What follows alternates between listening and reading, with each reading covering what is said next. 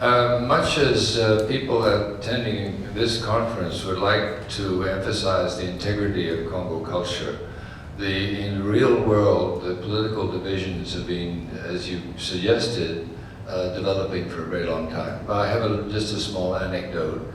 In 1980 in Kinshasa, I was talking to some BC Kongo friends, and the conversation was about a certain individual whom I knew came, in fact, from Mbanza, Congo. But my friends said, oh, he's not a Mukongo, he's an Angolan. I would like to hear Professor Dianzongu explain the passions that elected Wanda Nsemi to Parliament in 2010, and how he deals with the constituents in his region when he wants to promote Kikongo language across the national boundaries. How do you relate to the people who supported Wanda Nsemi? Because it seems to me that that is a very toxic Congo identity that most people now, I think, would keep at arm's length. So how do you do that? How do you play these two very different kinds of narratives in the same space? Okay, I have to say this first, that when I was in Brazil, I was writing letters to Madam Nsemi, and he was responding. At that time, he was not involved in politics. We were working together to promote the Congo culture and the Congo language. I still have some of those letters I got from him. And in 1994, I went to visit him in Kinshasa at his home in Bandalunga.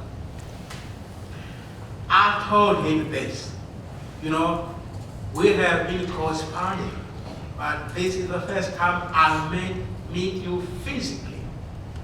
I said, I admire you because of what you did. He translated his own thesis, a chemistry thesis, from French to Kikongo. I felicitate him. And then we had a long discussion how to go about revitalization. That's a difficult word for me. To revitalize the culture and the language of the Bakongo. And we came to this conclusion that in order to make Bakongo people aware of the fact that their culture has a lot of admiration within the country. I have been in other provinces, like in the Kivu, like in the Oriental province, and every time I presented myself as being a Mukongo, almost always I was told, well, you know, you are different, you are very developed, your villages are very different from ours. I've been in the Congo, but when you come to us, our village, the houses that we live in are not really houses. So, and they always added this. During the colonial time, in the Belgian Congo, as in the French Congo, the colonialists were always hiring Bakongo from this side of the frontier, and French were doing the same thing in Brazzaville. And the reason why that the colonialists were finding that the Bakongo accounted or functionaries were much more honest, were keeping the patrimony of the society, of the enterprise. Those are things that even people in Kivu did not know. But at the same time, more than saying, we agreed first, our conversation took place in 1994. Then we agreed that we should organize an exhibit of Kongo books that were available at that time. And we agreed that he would collect books on the other side of the river. That is Matadi, Kimpese, and I would do it on the other side, Bona, Jela, and so on. And we set the date of 1997 in August.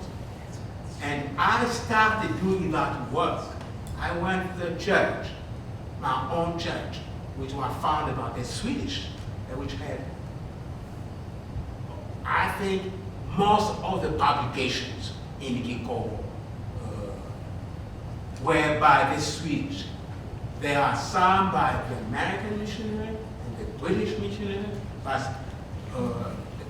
the Swedish had a printing office in Matadi, and they were publishing it, even official government document. So we agreed. I collect several books written by the missionary and a few Congolese. The idea was to show that Kikongo is a language with some literature, and that we have to conserve that tradition of publishing in Kikongo. So, because many young people, even teachers, don't know that there is that the biggest dictionary in any Congolese language is in Kongo. It was written by Lemon with 60,000 entries. And also, the Kikongo, somebody said, but the first book in Kongo, as we know, was published back 1624. So, but what happened is that in 1997, the year we wanted to organize our exhibit, Kabila came, and the whole project fell down because we were not allowed to do it.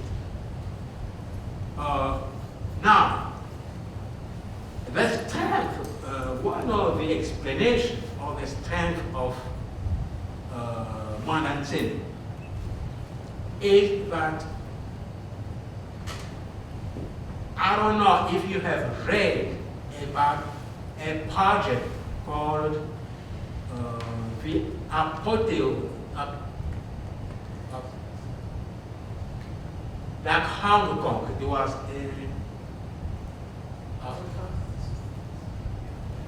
it means that there is a European project, or not an avant project, meant to solve the problem of energy. And the solution that was proposed, that there should be amphitheaters, yes, amphitheaters de Mwanda, that you can see on the internet. To use hydrogen as the source of energy of the future, because the Kongo has Inga, the dam, Inga, and others are in construction. The Kongo has a lot of water, and it took to isolate the hydrogen from the water, you need a lot of energy. And modern sailing came with the idea that that project was against the Bakongo, because we will be deprived of our nationality, just like they did in Hong Kong. People there were not called Chinese, they had their nationality. And all the people from the Bakongo would be foreign during 99 years. And he took that project and told people, Kabila is selling the Bakongo. He is a project. So don't accept his part. Don't do this. That made a big contribution to his winning, but also he is a strong leader in terms of promoting culture and language of the Bakongo. He's written quite extensively, including books on science, including nuclear science. You can find small booklets written by modern science in Kikongo, where he explains physical, chemical, things like that to the population. So that in itself is a big contribution to his being very loved by the population. But I told him at that time he started to get into politics, and there was a fight between his Bunuria Kongo and the rest of the Christian church in the Bakongo, especially the CEC, the SICO, and so forth. From that time, we have not met yet because of his political implications. I don't know if you know that he has caused death in his attempt has burned some Kongo in the Belarus area. Yeah.